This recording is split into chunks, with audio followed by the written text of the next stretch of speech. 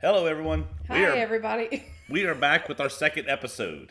Tonight, we are going outside the norms of other bourbon videos. We're not going to cover the amazing products brought to us by the legendary brands of Buffalo Trace, or comparing Wild Turkey Kentucky Spirit to the newly released Wild Turkey 70, which is freaking phenomenal. It really is. That's a different story for a different day. I'm so excited when we get to that story because it's one of my favorites. Let's rein it in for tonight. The story we want to cover tonight is of a brand that was the bourbon of choice for Americans from presidents to writers. This brand was seen on the desk of President Ulysses S. Grant and Mark Twain. It no longer sits on anyone's desk, but still sits on store shelves. You just have to look a little lower to find it. And by that I mean very low. Like, keep looking lower. Check the bottom shelf. Sitting on that shelf in all its plastic bottle glory is a legend amongst other bottles. Enter Old Crow Bourbon Whiskey. So this bottle is a 1.75 liter, which is the only size I have ever seen it come in. Total price after taxes in my area was $18.18. That's a freaking bargain. There's a 3-year age statement on it and bottled by Old Crow Distillery in Frankfort, Claremont. You'll have to pardon my partner. She has not drank anything, but you would not know it by her actions.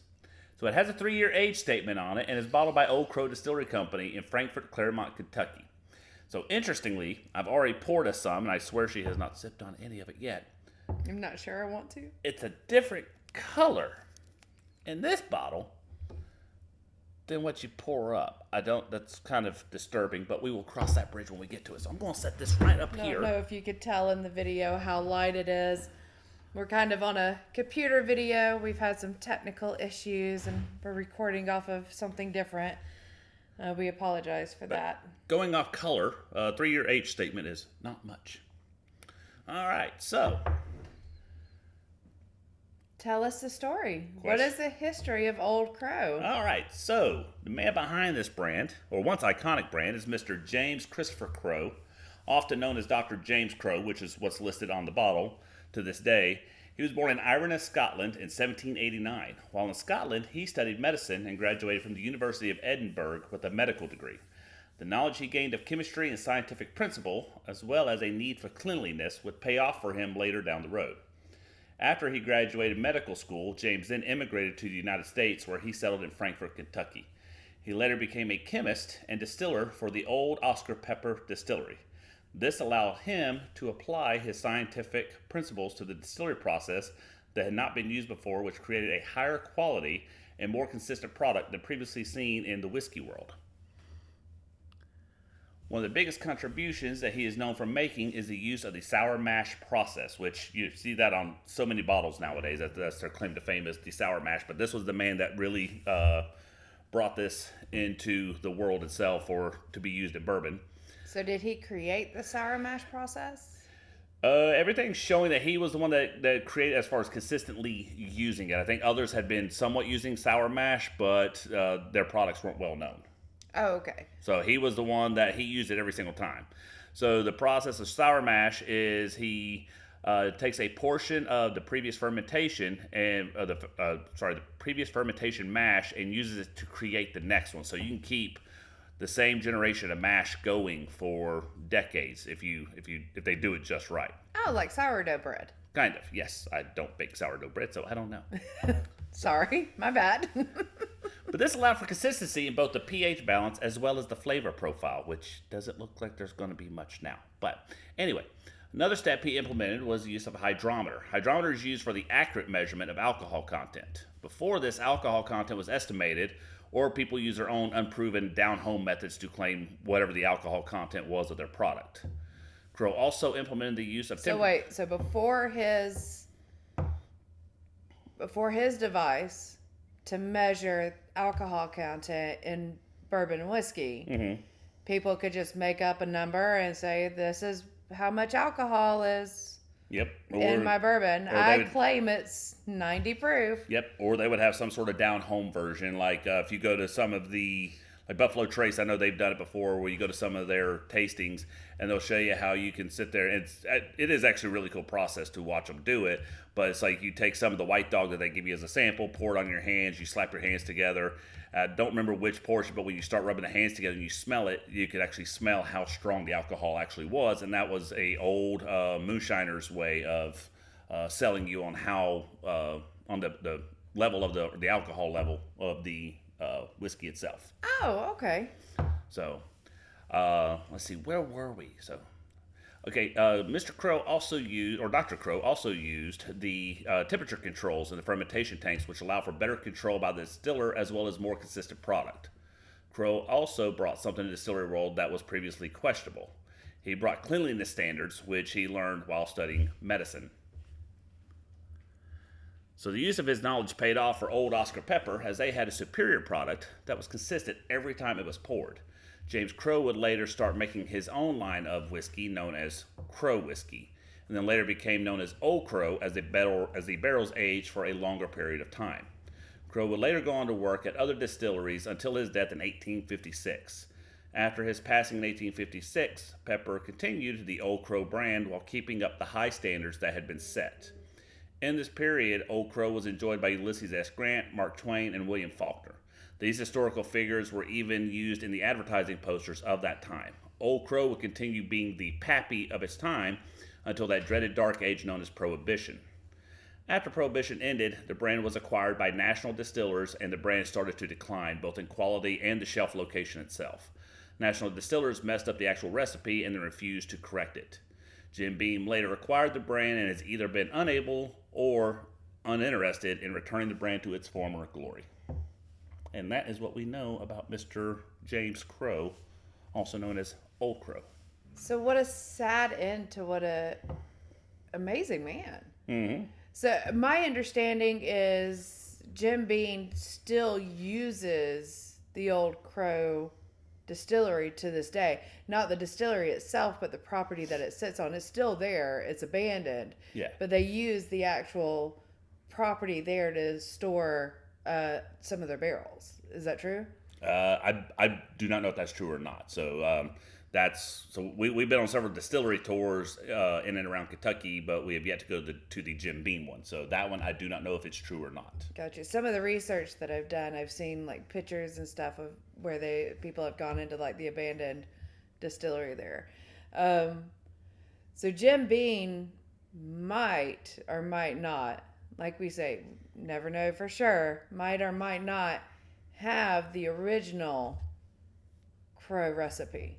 Because they essentially bought out Crow's, all of Crow, right? Yeah. And they control Old Crow to this day. Yes. This bottom shelf, $18. $18.18. $18. Oh, my bad. $18. And that 18 cent, it matters. 18-cent frat boy, let's get wasted and have the worst hangover ever next day whiskey, right? Yes. That used to be something that the presidents would sip on. It was the pappies of its day. Mark Twain. Yep, Ulysses S. Grant. Man. So. I think that Jim Beam could be sitting on that original recipe. If they bought out Old Crow, why wouldn't they have the rights to his recipe? There's no telling. So, like I said, if it even still exists.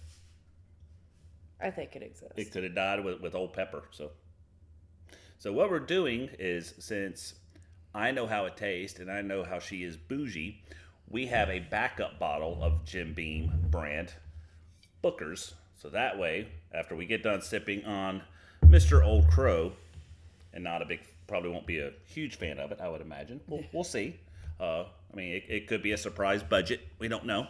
But we have something else to go for, I guess, to kind of wash our mouth out and use as a chaser. I'm not drinking all this. You can't put the genie back in the bottle. You got to drink it. There's another cup behind you. I'm not drinking all Well, at some point tonight, before it's over with, you're drinking all of that. So let's go ahead and try this. And I want to say, I think Jim Beam has the recipe, and I think they need to come back out with it. They need to start working on it. And look what they did with Basil Hayden. he was an integral figure to bourbon, right? And they brought back out the product to honor his name. Come on, Jim Beam. Where are you at with Crow? She's postponing tasting this. Look how amazing he was. Look what he did for us. And you just going to let him suffer on the bottom shelf like that? She's postponing tasting it. Shame on you, Jim Beam. Shame on you.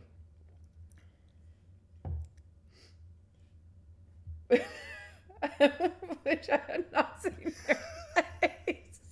Sorry. Apparently I couldn't control my face on that taste. Come on, sip it. Oh, God.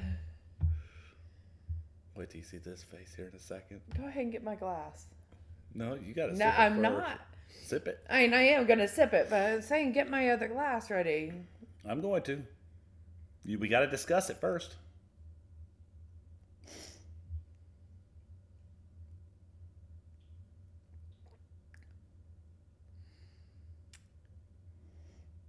Man. That's something else. Shame on you, Jim Beam. Oh, shame on you. It's good. All right, so we're going to get the other glass and pour something How better. are you going to leave a man that brought so much to bourbon like that on the bottom shelf? Come on. My tongue feels funny.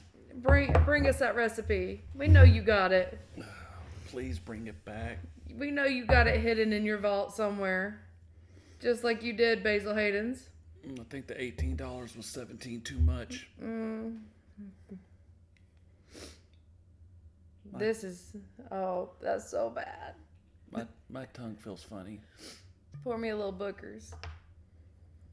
A lot of Bookers after And that. we'll, little bit.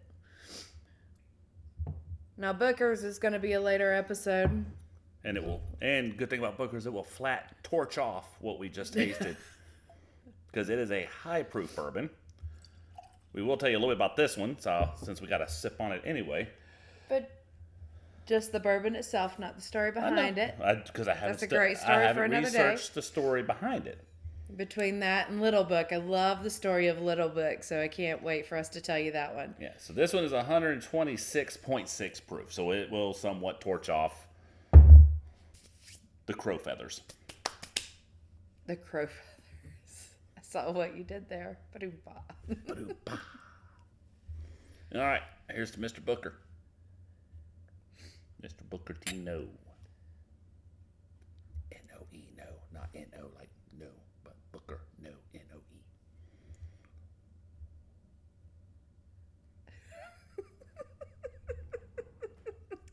Sip. Holy Jesus, that burns. So swallowed a little too much on that one.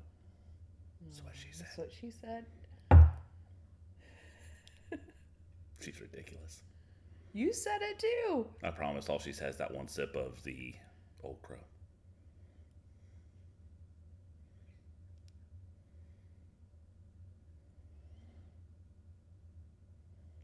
Is that better? That's pretty. So if anybody would like a slightly used Clean One Owner bottle of Old Crow, We'll give it away. I'll sell it to you for $20. No. We'll give it away. So